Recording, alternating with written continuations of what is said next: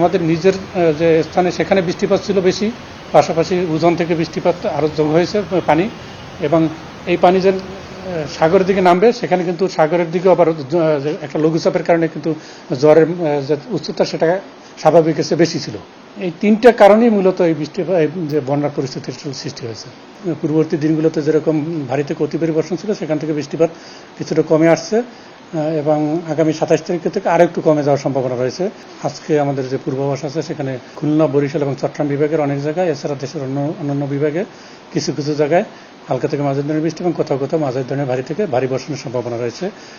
অর্থাৎ আমাদের পূর্ববর্তী দিনগুলোতে যেরকম ভারী থেকে অতি ভারী বর্ষণ ছিল সেখান থেকে বৃষ্টিপাত কিছুটা কমে আসছে এবং আগামী 27 তারিখ থেকে আরো একটু কমে যাওয়ার সম্ভাবনা রয়েছে, অর্থাৎ পরিস্থিতি উন্নতির দিকে।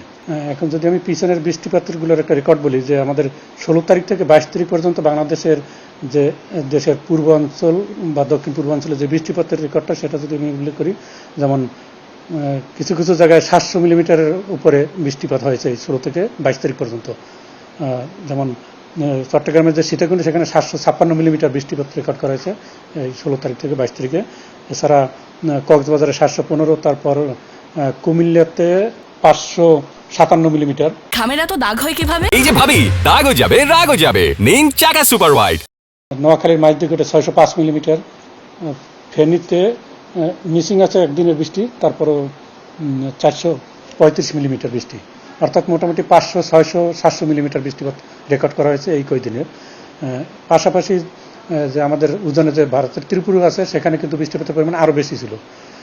এই যে আমাদের নিজের যে স্থানে সেখানে বৃষ্টিপাত ছিল বেশি, পাশাপাশি উজান থেকে বৃষ্টিপাত আরও যোগ হয়েছে পানি, এবং এই পানি যে সাগরের দিকে নামবে সেখানে কিন্তু সাগরের দিকে আবার একটা লঘুচাপের কারণে কিন্তু জ্বরের যে উচ্চতা সেটা স্বাভাবিক এসে বেশি ছিল। এই তিনটা কারণেই মূলত এই যে বন্যার পরিস্থিতির সৃষ্টি হয়েছে। বৃষ্টিপাতটা যখন কমে যাবে তখন কিন্তু যে পানির যে যোগান সেটা আস্তে আস্তে কমে যাচ্ছে। এই পানির যোগান কমে যাওয়ার কারণে কিন্তু সেটা আস্তে আস্তে বন্যার উন্নতির দিকে যাবে। না, এখন বঙ্গোপসাগরে নাই, এটা এখন পশ্চিমবঙ্গের উপরে আছে, পশ্চিমবঙ্গ বা তারও পশ্চিম দিকে। এখন অলরেডি কিছুটা বৃষ্টি কমছে, এরপর 27 তারিখ থেকে আরো একটু কমের দিকে যাওয়ার সম্ভাবনা রয়েছে।